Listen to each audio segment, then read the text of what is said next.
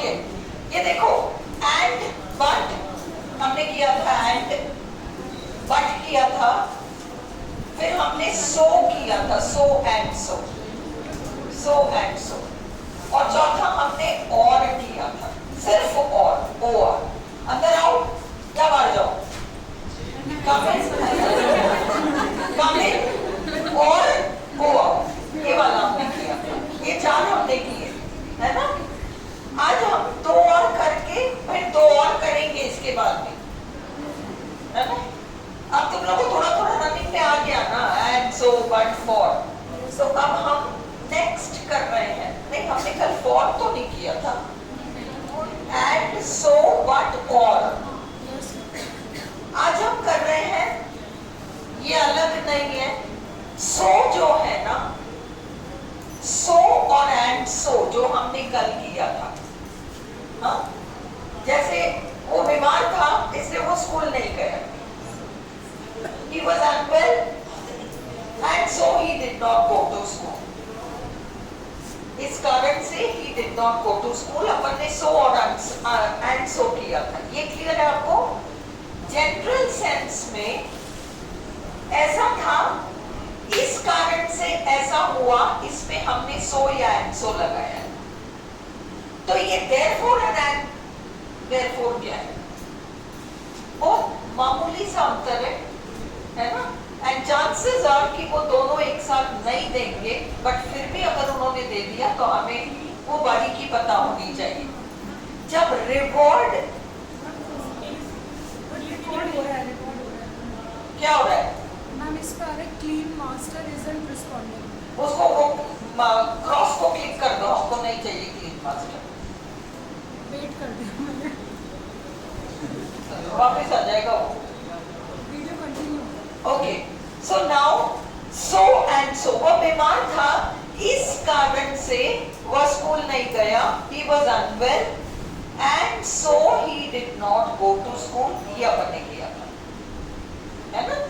अब अगर हम therefore and therefore देखें तो डिफरेंस क्या है। उसने बहुत अच्छा काम किया इसलिए उसको ये इनाम मिला, रिवॉर्ड। उसने ऐसी गलती कर दी इसलिए उसको किसी तरह की सजा दी। वहां पर therefore and therefore एक्चुअली कहाँ यूज होता है, जब आप किसी निष्कर्ष में पहुंचते हो, जब आप किसी कंक्लूजन पे पहुंचते हो तो आप therefore लगाते हो। जैसे साइंटिफिक एक्सपेरिमेंट्स, ये ऐसा है वो वैसा है, therefore ये इसकी तरह है, A is equal to B, B is equal to C, therefore A is equal to C। ये जो है ना कंक्लूजन जो हम ड्रॉ करते हैं उसमें हम therefore लगाते हैं। और दूसरा ये जो रिवॉर्ड्स एंड पनिशमेंट्स है, यहाँ पर हम therefore लगाते हैं। बहुत मामूली सा डिफरेंस है सो एंड सो और therefore में। अगर सेंटेंस का किसी भी तरह का इनाम या किसी तरह का भुगतान करना पड़ रहा है, पनिशमेंट, भुगतान, खामियाजा भुगतना पड़ रहा है, ये वाला जो सेंस है, ये सारा therefore लगा। अंडरस्टूड। अब इन सेंटेंसेस को देखो, reward punishment mainly scientific experiments में यूज होता है therefore, है ना। He was obstinate, he was obstinate, वह जिद्दी था, he was punished, he was punished। अब इसमें साफ ही punished वर्ड आ रहा है, so you can safely use he was obstinate, therefore he was punished, he was obstinate and therefore he was punished, है ना। वो अपनी क्लास के लिए he was too intelligent for the class, इसलिए प्रिंसिपल ने जरूरत महसूस करी कि इसको तो डबल प्रमोशन दे दिया जाए, अगले क्लास को भी छोड़ो, इसको तो अगले से अगले क्लास में ही भेज दो सीधे।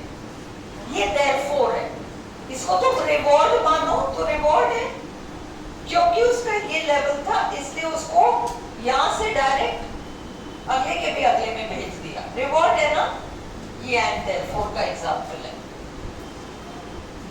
सो हमने बनाया he was obstinate, therefore he was punished, and therefore he was punished. Not much difference, you can use both.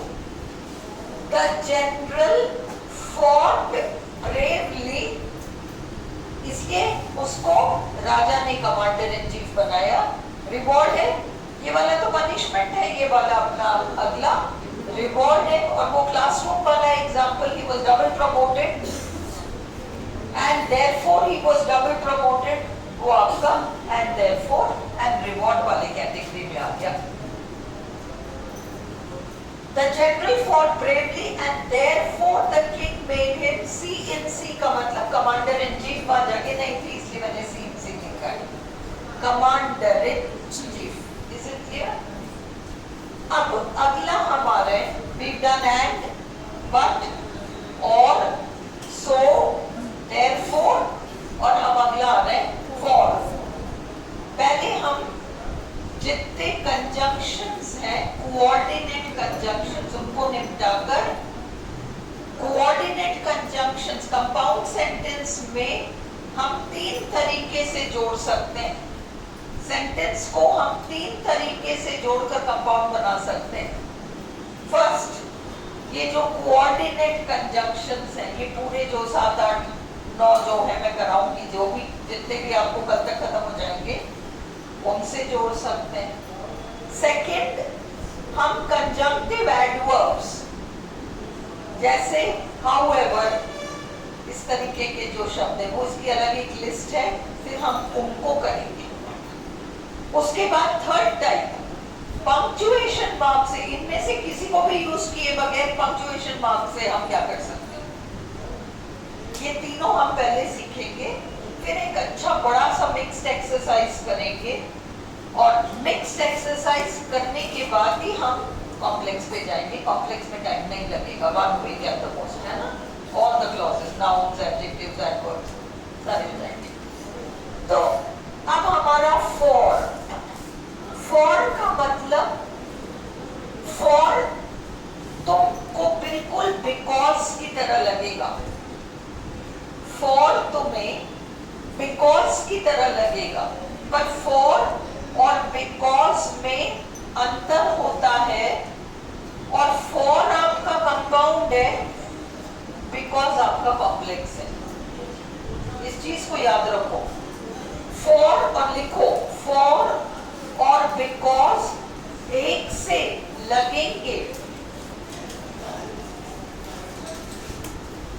एक से लगेंगे, परंतु इनके मीनिंग में फर्क है, परंतु इनके मीनिंग में फर्क है।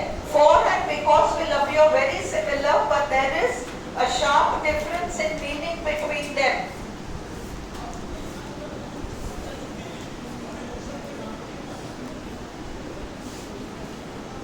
Okay.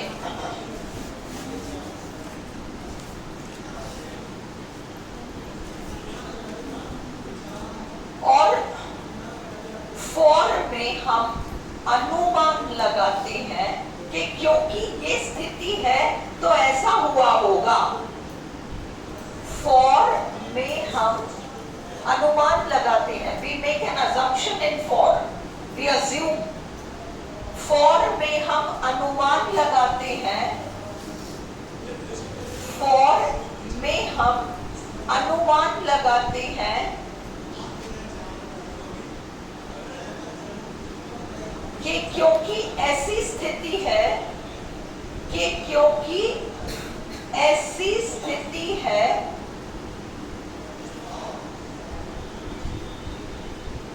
तो ऐसा हुआ होगा, तो ऐसा हुआ होगा।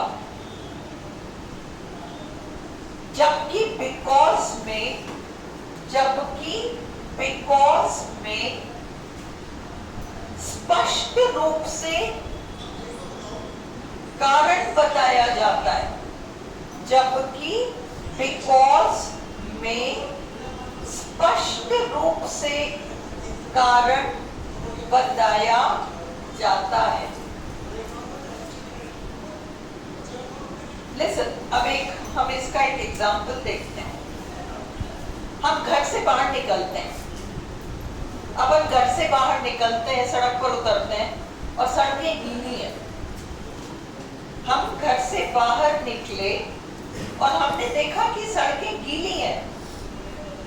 सड़कों को गीला देखकर हमने अनुमान लगाया, अच्छा कल रात को बारिश हुई होगी, कल रात को बारिश हुई होगी क्योंकि सड़कें गीली हैं।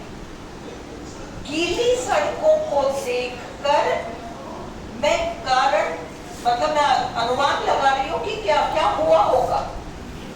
गीली सड़कें हैं, इसका मतलब, इसका एक मतलब है, मैं जो स्थिति देख रही हूं उसका एक मतलब है। मैंने गीली सड़कें देखी तो मैंने कहा बारिश हुई होगी, कल रात को जरूर बारिश हुई होगी। ये तो अनुमान लगाना है। It must have rained last night for the streets are wet. For के बाद जो हिस्सा आ रहा है, for के बाद जो हिस्सा आ रहा है, उस हिस्से में आप स्थिति विशेष को देख रहे हो। for के बाद जो हिस्सा आ रहा है उसमें आप एक स्थिति विशेष को देख रहे हो। You are actually observing a situation. Okay, the streets are wet. You are observing a situation. आप देख रहे हो अच्छा सड़कें गीली है। अब आप सड़कों को गीला देखकर फॉर से पहले वाले हिस्से में अनुमान लगा रहे हो, जरूर ऐसा हुआ होगा। It must have rain. कैसे कह सकती हूं मैं कैसे कह सकती हूँ कि बारिश हुई होगी? क्योंकि सड़कें गीली है ना। इससे मैं कैसे इस बात को कह सकती हूँ? इसका आंसर फॉर देगा। सड़कें क्यों गीली है? क्यों? उसका आंसर बिकॉज देगा। The streets are wet because it rained last night. गीले होने का कारण बिकॉज देगा। मैं ऐसा कह भी क्यों रही हूं कि बारिश हुई होगी, कल रात को बारिश हुई होगी? मैं ऐसा कह भी क्यों रही हूं? अभी तो बारिश नहीं हो रही। मैं ऐसा क्यों कह रही हूं कि बारिश हुई होगी? ये अनुमान मैं क्यों लगा रही हूं कि बारिश हुई होगी, बारिश हुई होगी? क्योंकि सड़कें गीली है। इस बात से मैं अनुमान लगा रही हूं कि बारिश हुई होगी। पर कोई मेरे से पूछे कि सड़कें गीली क्यों है? क्यों है? क्योंकि कल रात को बारिश हुई थी। हुई थी, ये मेरा अनुमान नहीं है, हुई थी, इसलिए सड़कें गीली है। पर जब मैं कहती हूँ कि must have rained for the streets are wet, तो वो it must have rained वाला पोर्शन थोड़ा ओपन है। उसका और भी कोई कारण हो सकता है, पर मेरा मानना है कि ऐसा हुआ होगा, इसलिए सड़कें गीली। हाँ, सुनो, अब let us look at another sentence. Look at this. और नहीं समझ में आएगा तो more sentences कर लेंगे, don't worry. The streets are wet. हाँ, the streets are wet. और because आपका डायरेक्ट कॉम्प्लेक्स में आता है और आपको क्वेश्चन पेपर में वो अगला लिख के देगा भैया कि कॉम्प्लेक्स बनाओ या कंपाउंड बनाओ। अंडरस्टूड? तो आपको अगर कंपाउंड बनाना है तो बिकॉज की तरफ तो जाना ही नहीं है, वो तो कॉम्प्लेक्स होता है। तो इसलिए ऐसा मुश्किल नहीं है, क्योंकि फर्स्ट टाइम इतनी बारीकी से पढ़ रहे हो इसलिए डिफिकल्ट लग रहा है। बट एक्चुअली बिकॉज अलग ही बात है, और बिकॉज का स्ट्रक्चर ही आपका अलग हो जाएगा और वो आपका क्लॉज हो जाएगा, कॉम्प्लेक्स सेंटेंस हो जाएगा। ये देखो, अनुमान लगाना, द स्ट्रीट्स आर वेट। तो मैं इस पर टिप्पणी कर रही हूँ, द स्ट्रीट्स आर वेट। हाँ, ये अगला, it must have rained last night. ये दो अलग सेंटेंसेस हैं. It must have rained last night.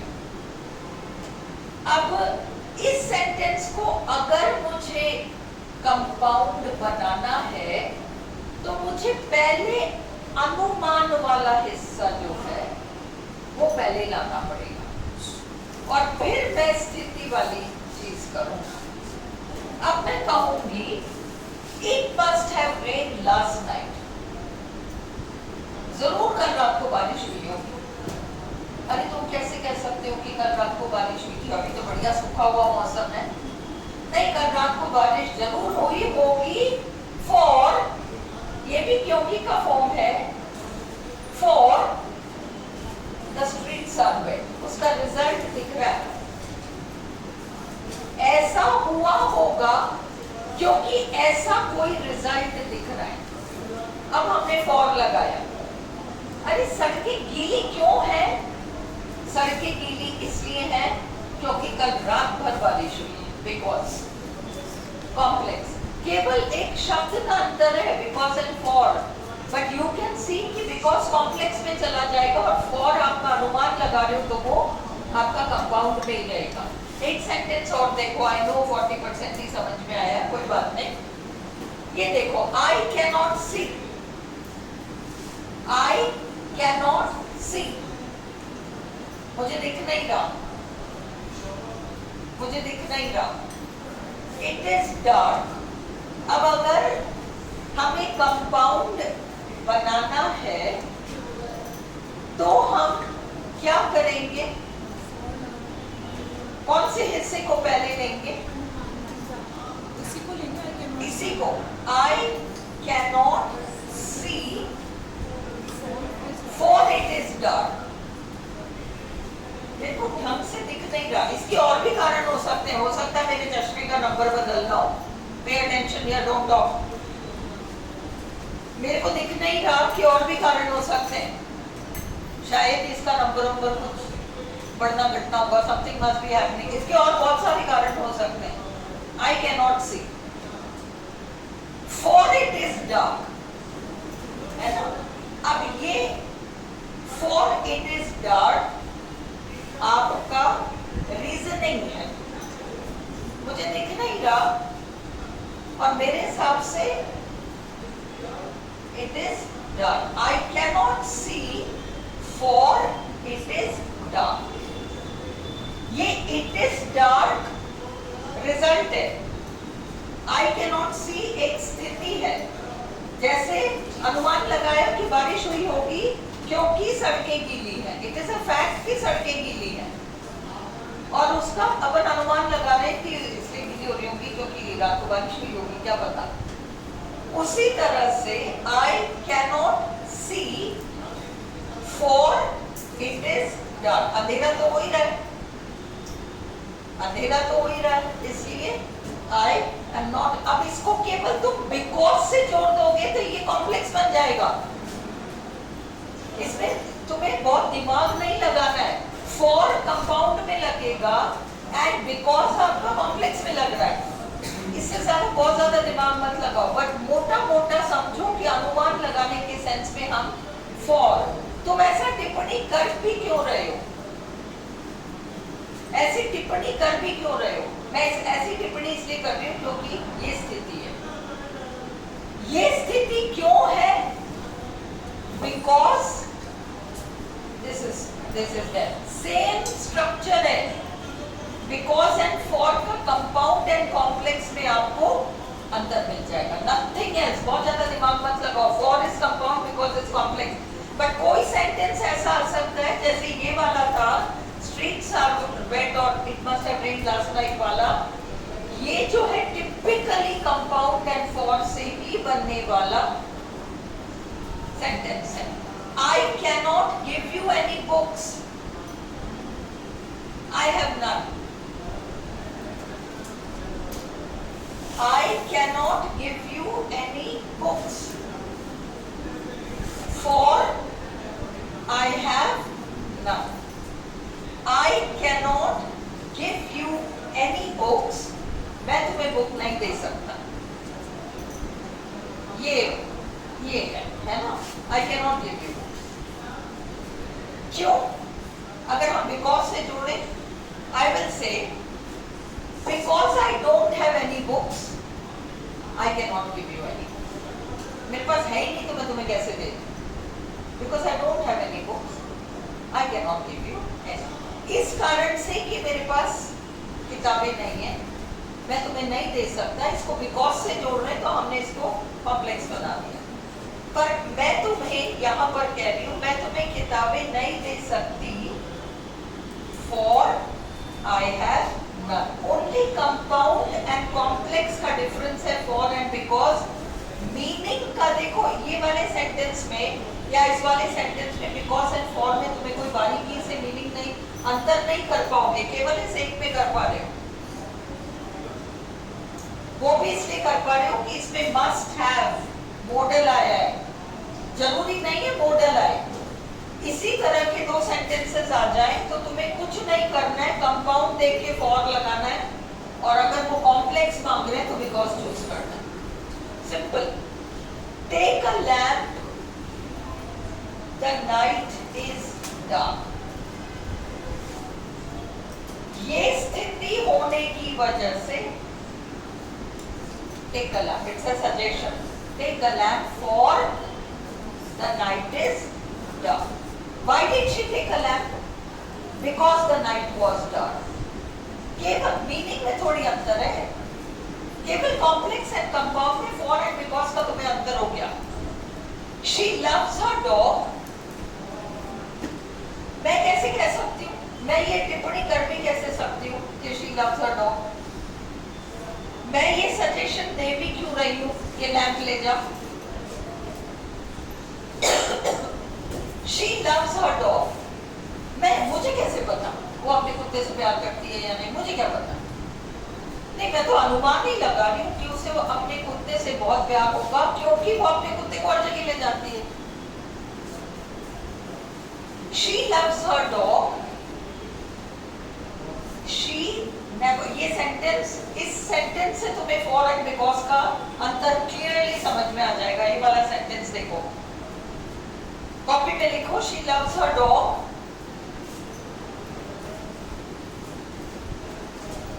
She loves her dog for she never goes anywhere without her।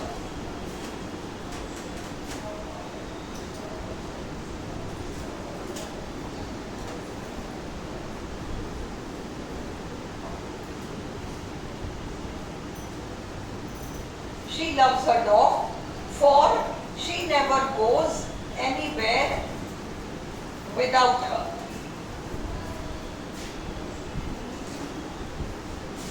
इस सेंटेंस में ये हमारी टिप्पणी है, कमेंट है। This is the comment that I am making. She loves her dog।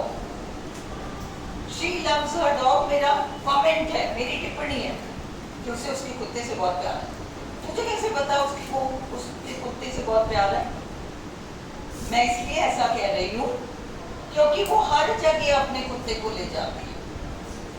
उस बात को देखते हुए कि वो हर जगह अपने कुत्ते को ले जाती है, उस बात को देखते हुए मैं ये टिप्पणी कर रही हूँ। She loves her dog for she never goes anywhere without her। Okay, अब अगर हम इसको कॉम्प्लेक्स बनाना चाहें तो हम ये बना सकते हैं she loves her dog।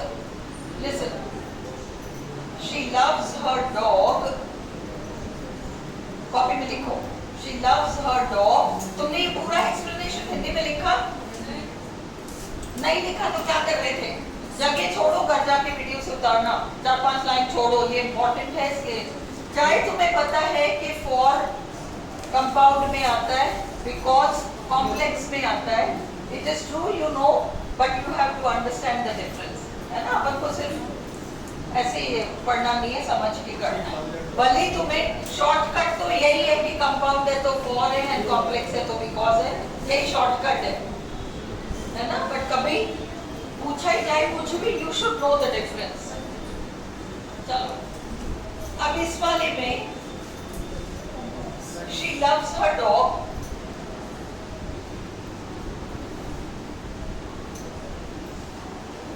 because she never goes anywhere without her.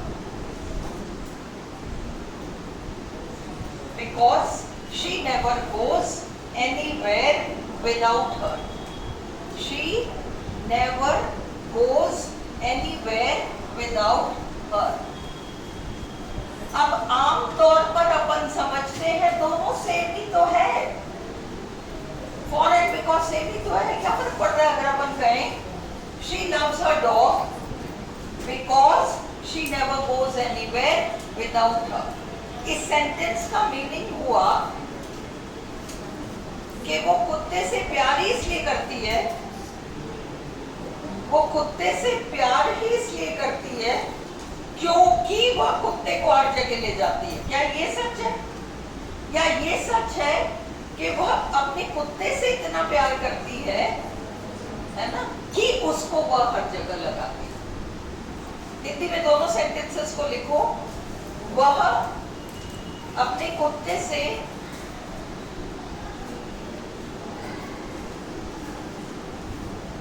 बहुत प्यार करती है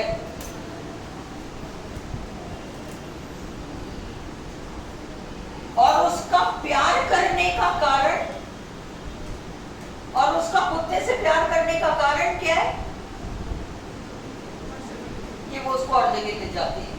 इसका मतलब अगर वो हर जगह नहीं ले जाए, अगर वो नहीं ले जाती तो उसको प्यार भी नहीं होता कुत्ते से, है ना. This is because wrong reasoning है. हम कहना चाह रहे हैं कि हमें लगता है कि उसे अपने कुत्ते से बहुत प्यार है, और किस चीज को देखकर लगता है कि कुत्ते से बहुत प्यार है? कुत्ते से प्यार है, ये सर्टेन है. ये सर्टेन है कि कुत्ते से प्यार है. हम ये अनुमान कैसे लगाते हैं कि उसे कुत्ते से प्यार है? इसको हर जगह ले जाते हैं, इसलिए वो फॉर हो गया. और पहले वाले सेंटेंस में प्यार करने का कारण ये है, इसको हर जगह ले जा रहे हैं. अगर हर जगह नहीं ले जा रहे तो इसका मतलब कुत्ते से प्यार नहीं है. अब इस सेकंड वाले सेंटेंस में she loves her dog for she never goes, इसमें एक ये ओपन सेंटेंस है. she loves her dog, ये 100% मेरा ये मानना है कि वो अपने कुत्ते से प्यार करती है. और मैं कैसे कह पा रही हूँ इस बात को देखते हुए कि वो कहीं भी नहीं जाती कुत्ते के बगैर. पर बिकॉज वाले सेंटेंस में बाल मात्र का अंतर है कि क्योंकि वो रोज रोज उसको इधर उधर ले जाती है ना, इसलिए उसको अपने कुत्ते से इतना प्यार हो गया. Which is not the truth. बहुत बाल मात्र का डिफरेंस है मीनिंग में. This is the difference. But तुम अपने आरपीएससी के पर्पस से फॉर, कंपाउंड, बिकॉज, कॉम्प्लेक्स इतना कर लो. Is this clear? हम अगला एक कम से कम कर ले.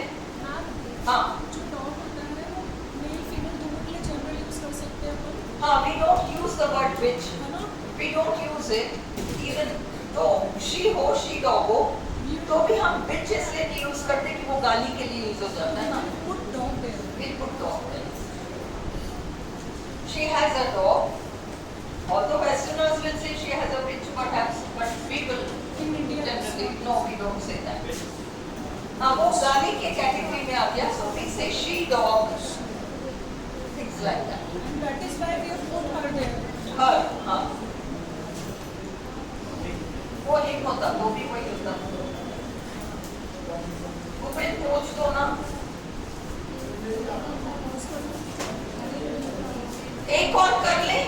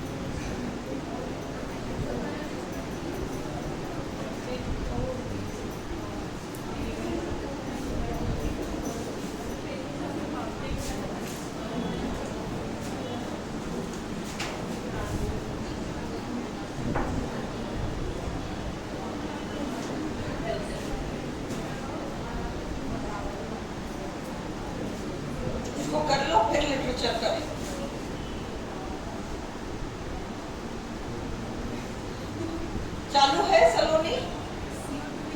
ओके, लिख लिया?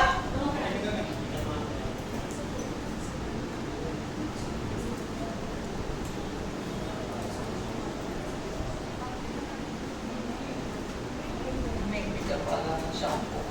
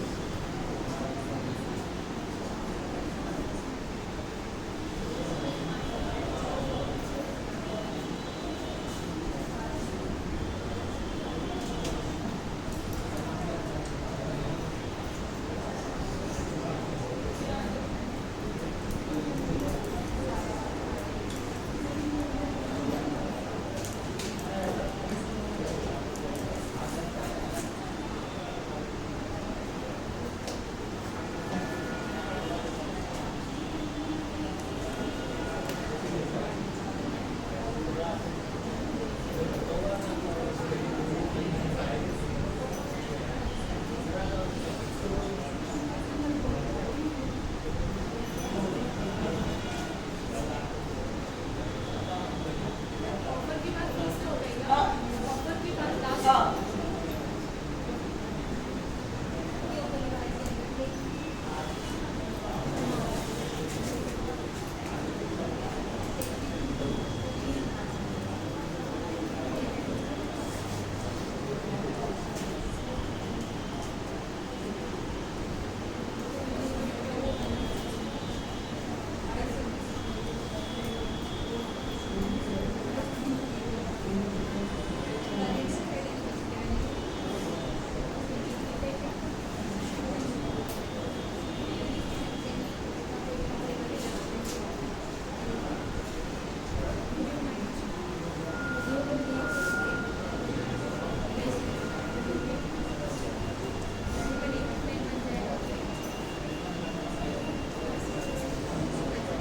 कर ले?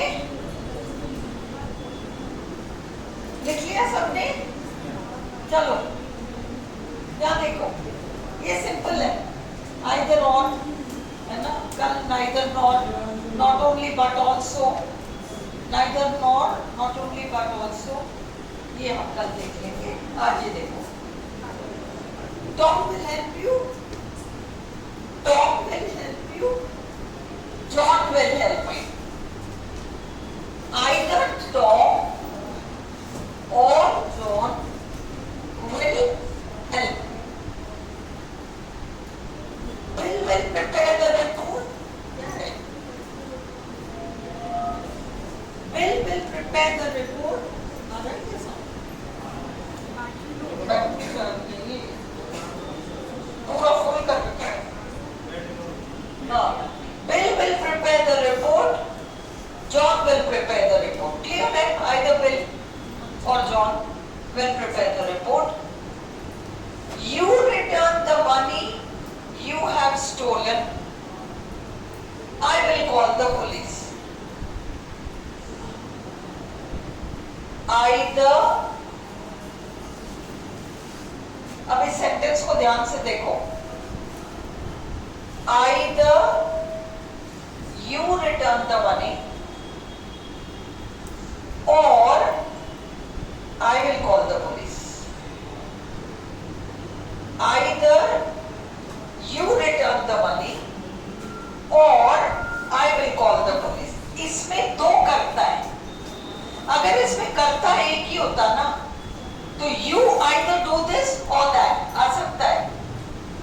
You either do this or that, ये आ सकता है. Either you do this or that, ये भी आ सकता है. पर जब कर्ता दो है तो हम इसको, हम ये नहीं कह सकते you either return the money or I will call call the police. No.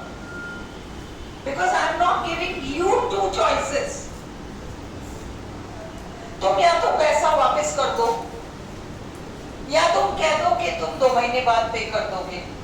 इसमें मैं तुमको 2 चॉइस दे रही हूँ, तुम्ही को 2 चॉइस दे रही हूँ। तुम या तो ऐसा कर लो या तुम ऐसा कर लो। इसमें मैं यू आइदर करूं या आइदर यू करूं फर्क नहीं पड़ेगा। पर जब मैं तुमको चॉइस ही नहीं दे रही, मैं तुमको कह रही हूँ तुम ऐसा करो, नहीं करते तो फिर मैं ऐसा करूंगी। इसमें तुम्हारे पास 2 चॉइस नहीं है ना? तो इसलिए मैं कहूंगी either you return the money, नहीं तो मैं ही ऐसा करूंगी। अगर इसमें ये सेंटेंस होता you return the money, you pay me later, you return the money, you return the money now, you pay me letter. अब इसमें चॉइस है, या तो अभी लौटा दो या तुम बाद में दे देना। इसमें I can say you either do it now और यू पे इट लेटर, आइदर यू पे इट नाउ और यू पे इट। दोनों स्ट्रक्चर्स कर्ता प्लस आइदर, आइदर प्लस कर्ता, दोनों करेक्ट हो सकते हैं। पर इस वाले सेंटेंस में जहां 2 कर्ता है, या तो तुम पैसा लौटाओ या तो ये ही स्थिति होगी, नहीं तो ये वाली पूरी स्थिति हो जाएगी। इसमें यू कैन नॉट से you either, either you. Is this clear? You can use this computer, you can use that computer. अगर वो 1 नहीं देते तो तुम्हें 1 वाला ऑप्शन चूज करना पड़ेगा। You can use this computer, you can use that computer, है ना? अब इसमें solution, you can use either this computer or that one. उस कंप्यूटर को 1, अगर वो ऑप्शन में 1 होगा। अब लास्ट है दिस इज माई ऑफर, ये मेरा ऑफर है, तुम इस ऑफर को लो या छोड़ो, ये चॉइस तुम्हारे पास है। This is my offer, either, या फिर आइदर यू या यू आइदर टेक इट और लीव इट। ये डिफरेंस क्लियर है? Enough for today. कल हम neither not only but also करेंगे। एंड कौन सा वाला? This is my offer, either you take it और लीव इट। तुम्हारे पास ही 2 चॉइस है, लेना या छोड़ना, 2 चॉइस तुम्हारे पास है। इसलिए मैं कह सकती हूँ आइदर यू टेक इट और लीव इट, या मैं कह सकती हूँ यू आइदर टेक इट और लीव इट, क्योंकि तुम्हारे पास ही 2 चॉइस है ना? तुमको 2 में से एक चूज करना है। वहां पर मैं करता प्लस आइदर, आइदर प्लस करता, दोनों में से कोई सा भी यूज कर सकता। Saloni, switch the video off please and let us